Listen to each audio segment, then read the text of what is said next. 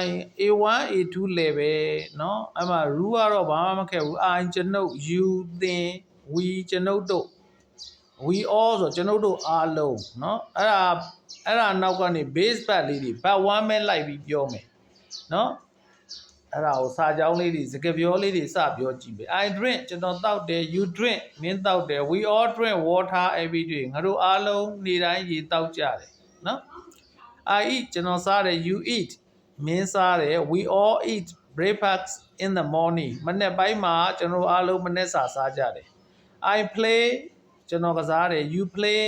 မင်းကစားတယ် we all play football after school ကျောင်းတက်ပြီးတဲ့နောက်မှာကျွန်တော်တို့ဘောလုံးကန်အတူတူကန်ကြတယ်အားလုံးဘောလုံးကန်ကြတယ် I read you read we all read English book ကျွန်တော်တို့အားလုံးအင်္ဂလိပ်စကားအစာအုပ်တွေဖတ်ကြတယ်လို့ပြောနော်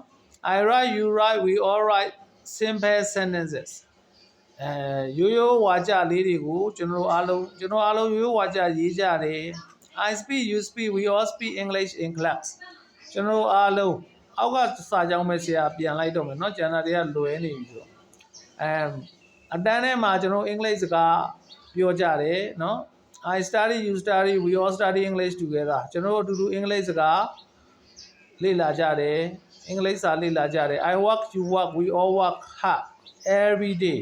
နေ့တိုင်းကျွန်တော်တို့ every day ဆိုနေ့တိုင်းကျွန်တော်တို့အလုပ်ကြိုးစားကြတယ် I watch you watch we all watch TV in the evening ညနေပိုင်းမှာကျွန်တော်အားလုံး TV ကြည့်ကြတယ် I listen you listen we all listen to music ကျွန်တော်အားလုံးသချင်းနားထောင်ကြတယ်ပေါ့နော် I go you go we all go to school in the morning ကျွန်တော်အားလုံးကျောင်းသွားတယ် I come you come we all come home early ကျွန်တော်အားလုံးအိမ်ကိုစောစောပြန်ကြတယ်ပေါ့အိမ်ကိုစောစောလာကြတယ်ဆိုအိမ်ကိုစောစောပြန်တာပါ